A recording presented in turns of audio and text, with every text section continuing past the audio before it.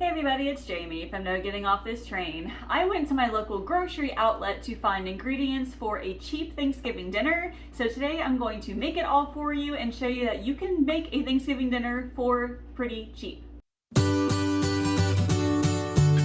So we have a family of 3 and we don't need a whole lot to make a Thanksgiving dinner for us. So I thought it would be really cool to go to my local grocery outlet to see how cheaply I could make a semi-traditional Thanksgiving dinner for us. Now I've talked about Mr. Max before, but Mr. Max Grocery Outlet is a store that is in New Carlisle, Ohio. They sell food that is either getting ready to expire or is a little bit past their best by date.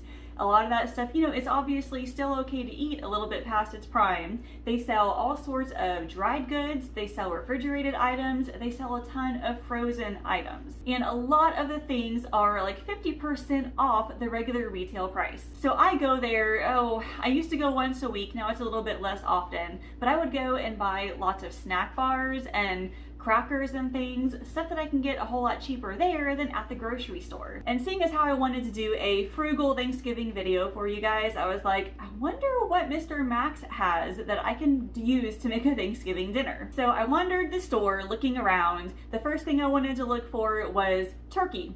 Turkey is typically a staple for Thanksgiving, and luckily I was able to find like frozen turkey breast. So after that, I started looking for some of the more traditional Thanksgiving items, like gravy and mashed potatoes, bread, dessert, some kind of like vegetable. So I was able to find a few different things. I got like canned green beans, I got a can of gravy, I found some frozen butternut squash that I can use as a side item. I couldn't find anything like mashed potato related, so I got that instead. I also found a lemon blueberry pie in the freezer, which I know like pumpkin pie is more traditional, but that one sounded really good and figured, hey, why not? And then the one semi-non-traditional item I found was this box of goat cheese macaroni and cheese. So mac and cheese can be a staple for Thanksgiving, not necessarily a goat cheese version and definitely not a jalapeno version, but I figured, hey, this is something cool and different, let's try it. So with this, I'm starting a little bit earlier in the morning. I am cooking my turkey breast in the slow cooker just to give it some time to cook until I have to do everything else later in the day. So let's get to it. So here's what I found with the turkey. This is the brand Golden Legacy oven roasted skin on turkey breast. So I don't really know how heavy how heavy this is. It feels like maybe a good 5-7 pounds or something like that. So I got it frozen. It's been sitting in the fridge for a day or two, letting it thaw. $9.65 for this, which I don't know, I've never heard of this brand before, but I'm gonna go look it up and see like how much it typically is. If I find it, I'll put it on here for you guys. But pretty simple. I'm gonna put this in the slow cooker along with some seasonings and then go from there. All right, let's see what kind of seasonings I have up in here. I like using these baskets to kind of hold most of my seasonings. The one I just took down has the ones I use most often, and then I have one up here for some regular, just random ones, and then like my sweeter ones are up there. All right, so I know I could definitely put some thyme in there. Got some garlic powder, and then let's see, onion powder for sure. All right, we'll start with that, and then I definitely have some salt and pepper that I'll be adding to it as well. I also have some chicken broth. I'm gonna pour just a little bit in here. It may not need it, but I will put it in for a little bit of extra flavor. All right, I've got my Instant Pot here, but I'm using the slow cooker function. So I'm gonna go for low heat. I'll put it on for 6 hours. And then by the time I'm done getting back from school and everything, this should hopefully be finished. So the turkey just finished in the slow cooker. So I figured I would start on this pie now because it takes about an hour to cook. So this is from the Gardner Pie Company. It is a lemon blueberry pie. It was only $4.25, which is amazing. So they have baking instructions. So the fruit pie, I have the oven preheating to 400. So I just need to open up the box here, place the pie on a baking sheet and then we'll bake it. So I figure since it takes an hour, I'll do it now and then I will cook dinner.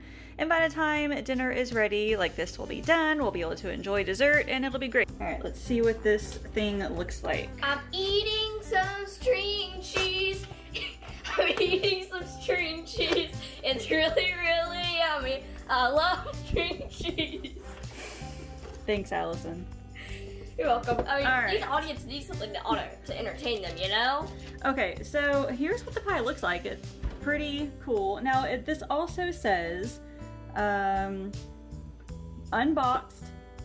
Oh, unboxed, unwrapped. String cheese. Okay.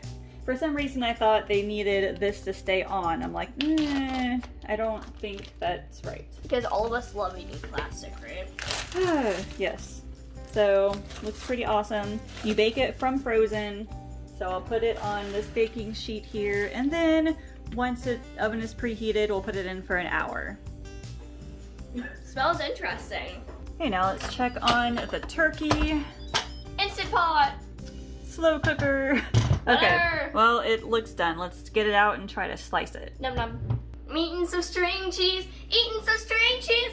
Eating some string cheese. It's really, really yummy. Okay, wow. Interesting. Ooh, okay, yep. You just splashed us. It's totally done, so let me just try slicing it. The poor viewers. This is not quality.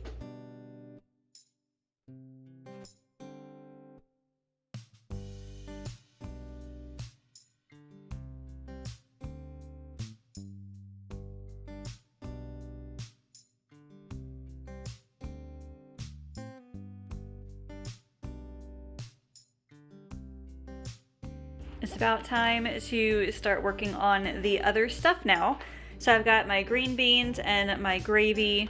The cans are opened. I've got my butternut squash sitting over there ready to be heated.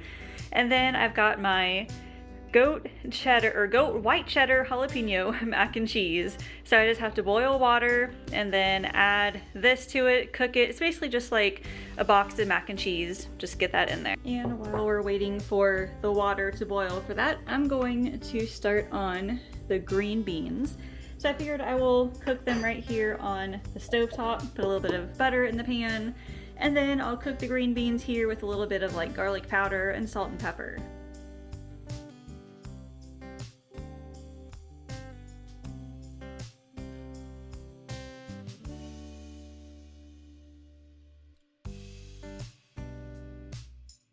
So while everything else is cooking, I've got this butternut squash to go in the microwave. So this is the Bird's Eye brand butternut squash. So on the back, the ingredients, they don't really actually have a lot. So it's butternut squash, palm oil and canola oil, and salt. And that's it.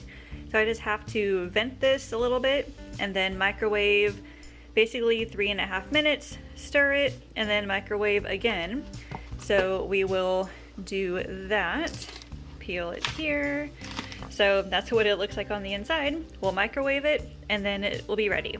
So because I have the stove top busy with stuff, I'm going to cook the gravy in the microwave instead of cooking it on the stove top, just to give me some space for the pie and then these pretzel rolls as I get to them. So these guys were the closest thing that I could find to just like regular bread. They had a lot of gluten-free bread, which is fine, but I found these Pretzilla soft pretzel bites. We've had them before and they are like really good. So they said they're best served warm. So I'm gonna stick these guys on this baking sheet here, and then we'll just let them heat up in the oven for, I don't know, 3 or 4 minutes or so. Make them taste amazing.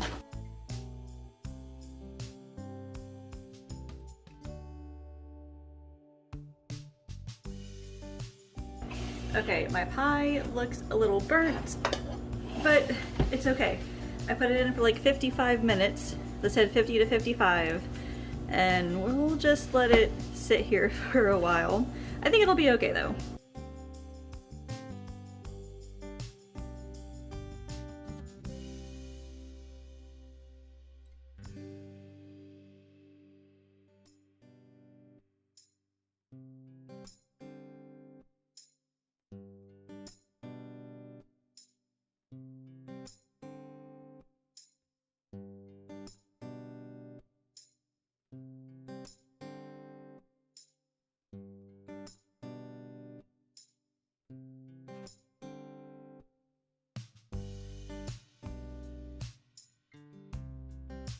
This meal was actually amazing. This turkey, it was so soft. I have been eating it just like straight for the past few days after cooking this. It was awesome. The macaroni and cheese, like the goat cheese, is awesome. I highly recommend it if you guys see it. We're definitely gonna buy it again. The green beans were a little soft. Canned vegetables tend to do that. And the butternut squash, after some salt and pepper, was really, really good. Now, this lemon blueberry pie, oh my goodness. It was a strong blueberry flavor and then just a hint of lemon, and it was amazing. You could definitely serve this with some ice cream on the side or even some whipped cream. This was awesome. Highly recommend it.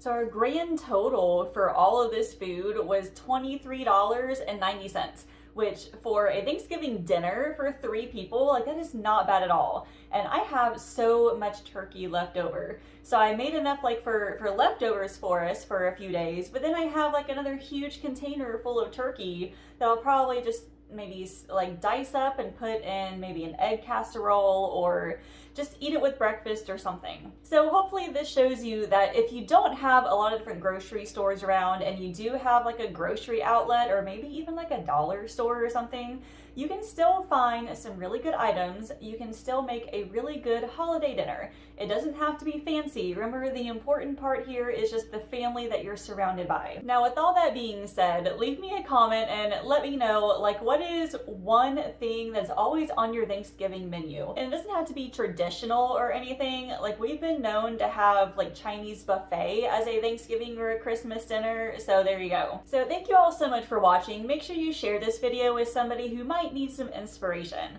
Thanks again, and I will see you all later.